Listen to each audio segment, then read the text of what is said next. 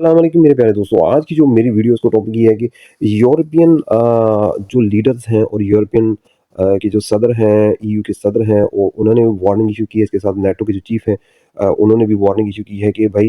E U کی جو 450 million people ہیں ان کے لیے ایک تھریٹ ایشو کی ہے، 72 آورز کا ایک پیکج جو ہے، ایک بیگ کے طور پہ ان کو بتایا گیا ہے کہ آپ نے ایک بیگ پریپیئر رکھنا ہے جو کہ کسی بھی ایمرجنسی کی صورتحال کو نمٹنے کے لیے فرسٹ 72 آورز میں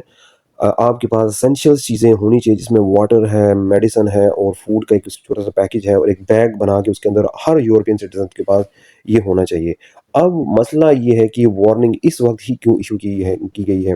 آپ کو پتہ ہے ایک تو رشیا اور یوکرین کی جنگ جو ہے وہ لگی ہوئی ہے، اور رشیا میزائل پہ میزائل داغے جا رہا ہے۔ اس کے علاوہ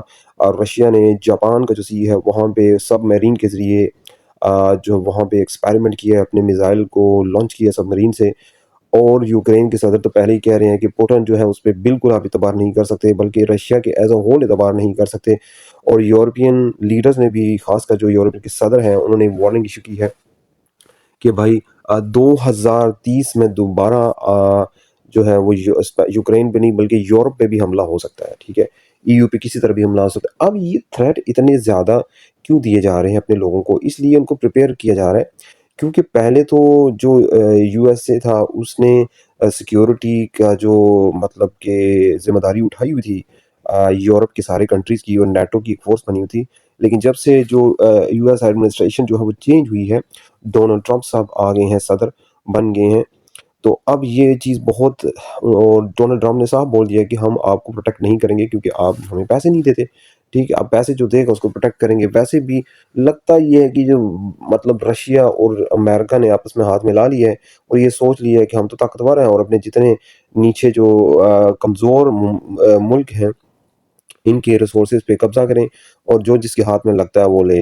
اس لیے امریکہ نے اب یہ سوچ لیا ہے کہ بھئی کیا ضرورت ہے ان لوگوں کو پروٹیکٹ کرنے کی، چھوٹی چھوٹی کنٹری ہیں، کچھ دیتے ہوئے ہے کچھ نہیں ہے، تو ان سے ہمیں کیا فائدہ؟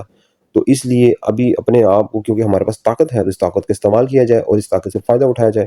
تو بجائے اس کے یہ 28 ملک ہیں یورپی یونین کے، اس میں یہ فرانس اور انگلینڈ کے علاوہ تو کسی کے پاس آرمی بھی نہیں ہے، چھوٹی چھوٹی آرمیاں، چھوٹی چھوٹی کنٹری ہیں جیسے کہ لتویا، لتوینیا، اسٹونیا، سلوواکیہ، چیک ریپبلک۔ یہ کنٹری کیا ہے؟ ان کی آرمی ہے ہی نہیں ہے، یہ ایک دن کے لیے بھی رشیا کے آگے نہیں ٹھہر سکتے، ٹھیک ہے۔ تو اب یہ صورتحال بنی ہے کہ اب امریکہ نے سوچ لی ہے، کیونکہ امریکہ کیوں سکویز کر رہا ہے یورپ کو؟ کیونکہ امریکہ نے بولا ہے اسٹارٹ میں کہ مجھے گرین لینڈ چاہیے۔ اب یورپ والے مان نہیں رہے گرین لینڈ کے لیے، اس نے بولا اچھا نہیں دو گے گرین لینڈ، اب میں تمہارا بندوبست کرتا ہوں سب کا۔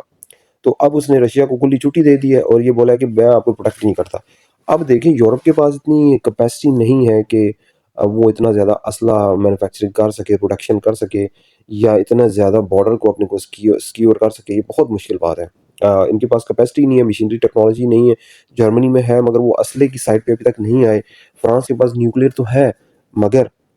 وہ سب کو تو نہیں پروٹیکٹ کر سکتا، وہ تو اپنے آپ کو مشکل سے پروٹیکٹ کرے گا۔ تو اب یورپ جو ہے نا وہ بہت مشکل میں پھنس چکا ہے، یا تو پھر بارگین کرو، یا تو گرین لینڈ دے دو چپ کر کے امریکہ کو، ورنہ پھر امریکہ آپ کے اوپر رشیا کو تھوپ دے گا، اور بلکہ خود بھی جو جہاں چاہے گا پھر